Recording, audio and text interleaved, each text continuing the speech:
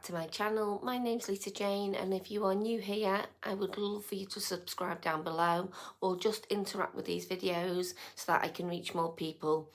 I got back into reading last year and I decided to make this YouTube channel mainly to document my own journey, if you like, of reading and to see what books I've read over the years. This vlog, however, is going to be starting new fantasy series, so I'm hoping I'm going to get at least 2 or 3 books in this one. So the first one I am starting with is Pencoal Spark of the Everflame. I have heard so much about this series so far. It's been all over BookTube, BookTok, even over on Instagram as well, so I'm really looking forward to it. My boys bought me this for Mother's Day. Well, they bought me the 3 books that are currently out. So I'm really looking forward to getting into it. I have started it already. I started it yesterday and I've read 48 pages so far. And at the minute, it's just very much introducing the characters, setting the world up, if you like, so that you know the different zones. There's a lot to take in, but however, I'm really enjoying it. I'm just having to go backwards and forwards because we have like a little map. We have like all these different areas around the map. So yeah, enjoying it so far. Not very far in, but I will give some updates as I go along.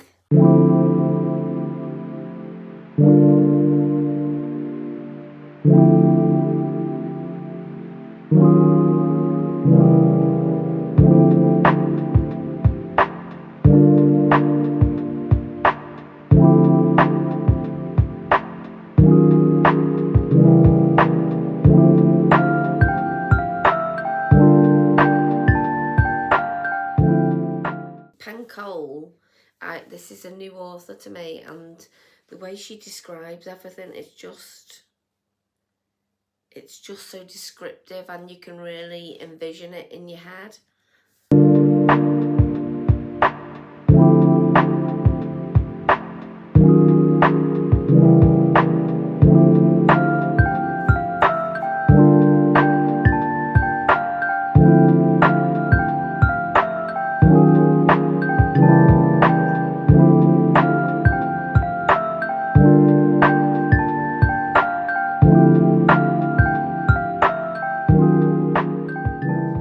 So I'm just about to go to work. It is relaxed clothing because the weather's getting really hot at the moment. I am about, I'd say 175 pages in now to Spark of the Everflame. I am really enjoying it so far. I don't think I've really spoke much about what it's about. Basically, we are living in a world of descended, which are like the gods and the mortals. There are, I think there's about 12 realms. I could be wrong, it could be less than that. And obviously within each realm, you've got descended living or mortals living or a mixture, or mortals can only visit certain realms like twice a year, all that kind of thing. So there's a lot of world building at the beginning to get your head around. Like I say, I'm really enjoying it. I feel like now we're really getting into the story. We've set the world up and now we're getting into it. So we have a young lady called DM Bellator. She is a healer and her mum is a healer too. She is a mortal and her mum's a mortal. However, her mum works for the descended royals. And the reason why this came about is because she wanted her younger son, DM's younger brother, Teller, to have a good education, basically. So she has given her services for life, for him to be able to have the best education possible within the descended realm. So it's really, really good. At the beginning and how the whole book's set up, DM's mum goes missing, and we sort of go from there. I don't want to say too much because I always feel like I'm giving it away. But that's basically the premise of the book. And I think what is going to happen is she's going to go on a journey now of trying to find out what happened to her mum. She's very feisty, I would say. She wants to, like, I'm trying to think of the word I want to use here. She wants to stick up for the mortals. She wants to fight for them, because obviously the Descended have a lot of power and can, like, kill them in an instant. So yeah, that's what I'm up to now. I think we've not long met somebody where the slow burn romance is going to come in, because I know this book is a slow burn romance. So I'm guessing this particular person is going to be that love interest. But yeah, really enjoying it, and I will update you when I have some more things to say. I have now finished Spark of the Everflame by Pancol. I thoroughly enjoyed it. At the beginning, like I've previously said, there's a lot of world building you need to get used to, and I suppose that's probably going to be going into the next books as well. But overall, I will definitely be continuing this series. Like I said, I really enjoyed it, and I gave this book 5 stars. I love the dual perspective. I love the personalities of the characters at the moment. And yeah, I can't wait to see where this one goes. For the second book in this vlog, I have chosen the Baby Dragon Cafe by this author. I don't want to butcher it, which is why I'm showing it to you. And I started it last night, and I'm about 43 pages in now. I am really enjoying it already. It's not hard to understand. So we have a lady named Saphira. She has had this dream of opening her own cafe ever since she was young, but not just any ordinary cafe, a cafe that allows baby dragons in it. So obviously, as she's got older, she made a promise to her grandmother, who has sadly passed away in the book. And yes, so she's made this promise to her grandmother that she will, you know, to open this cafe and succeed, basically. So fast forward a little bit, and Saphira's had the cafe open for 6 months, as she's used the money she received off her grandmother to purchase it. And I think she's coming into some issues because of the dragons in there, and that's really all I've got to up to now. We've just met Aidan, who is, I think, by the looks of it, going to be the love interest for Saphira, but obviously we don't know that as of yet. But yeah, I think it's going to be just a really nice, quick, easy read, cozy, but with them fantasy elements of the dragons. But I will keep you up to date as I go along, and hopefully I'll get some actual shots of me in reading this book, because you didn't see any from last night. So yeah, that's where we're up to, and I will speak to you when I have some more to say.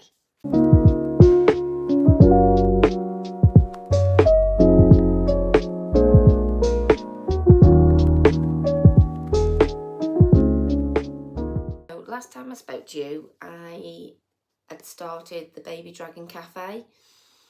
This book, I was really enjoying it at the beginning. However, as the story continues, I am not enjoying it as much. I'd still say it's probably sitting around the 3-star mark at the minute. That could change. Like I said, we've now met Aidan, and Aidan is classed as Grumpy Sunshine. That's one of the tropes in this book. And I wouldn't necessarily describe Aidan as grumpy, and you're more than welcome to have your opinion, and I'm obviously free to have my own. But I feel Aidan has a lot of anxieties. He has had stuff go on in the past. He's just not a very sociable person, but I wouldn't necessarily say he's grumpy or horrible. And you can you know, without giving too much away, there is obviously going to be a romance in it, and you can tell that these two characters like each other, Saphira and Aidan, and he wants to do things for her, and it's just, yeah, I can't get my head around how people can class him as grumpy. That's just my opinion, like I said. The only other thing I would say is, this book, Aidan finds out something, or he knows something about Saphira. Saphira doesn't know, and Aidan decides to keep it to himself so that he doesn't upset her, and he doesn't upset their relationship, if you like, as friends. However, in a book, agree, you know, you can let me know if you agree, I always feel like characters end up getting together, but then this thing towards the end, they find out something and they break apart, and then next minute they, you know, it does resolve and it's the end of the book and they're back together again. However, this thing Saphira has already found out about, and we've still got 50% of the book to read, and I'm not just quite sure where we're going with it. I will keep reading it. I'm not going to give up. I have struggled with a book previous to this as well, not the one I've just been reading, but another book for part of my June TBR, and I had to DNF it, and I don't know whether I'm just going through a bit of a phase with books, I'm not sure. But yeah, I will keep going with it, and I will let you know if there's any more updates without obviously giving too much away. But right now, I am definitely sitting within the 3-star area for ratings for this book.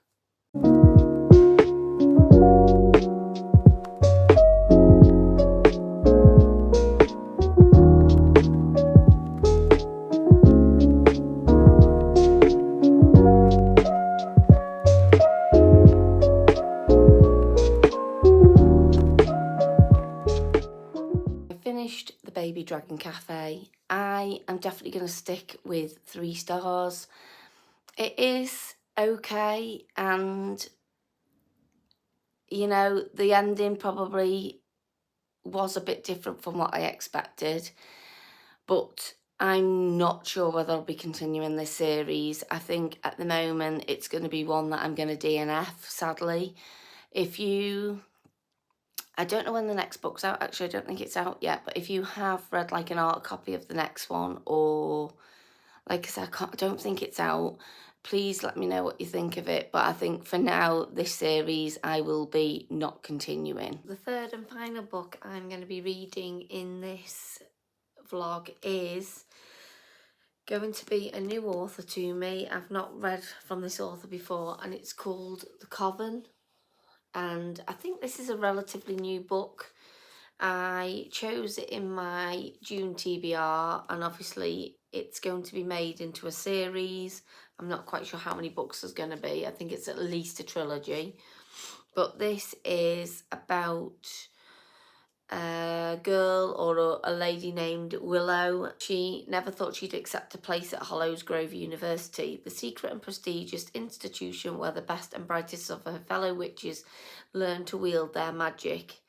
But Willow has reasons for being at Hollows-Grove beyond the education it offers. Raised to be a weapon against the coven that presides over the university, she must find the bones of her ancestors in order to reclaim the magic that is her destiny. I think it might be an enemies to lovers. I haven't looked at the tropes for this book, but it just says her only obstacle is Alaric, I want to say, Grayson Thorne, the university's beautiful and infuriating headmaster.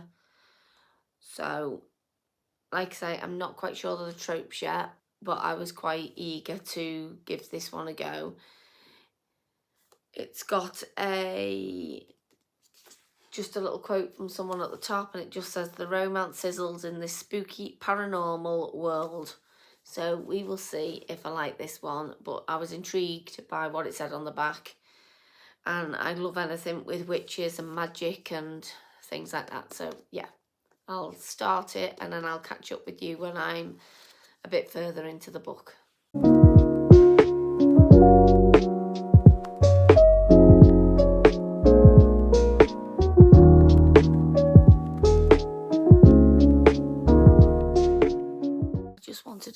quickly pop on and say that I've now started The Coven by Harper L. Woods. At the beginning of the book, there are, I think it's about 12 different group types of witches, ranging from, I'm just going to have a look because I'm actually holding you up at the minute rather than being on my stand. But there's actually earth witches, cosmic witches, air, water, and so on and so on. And then within each group, there's like 2 houses. I haven't reached the university setting where we see these groups in action, if you like, but I will, like I say, keep on reading and let you know my thoughts as we go on.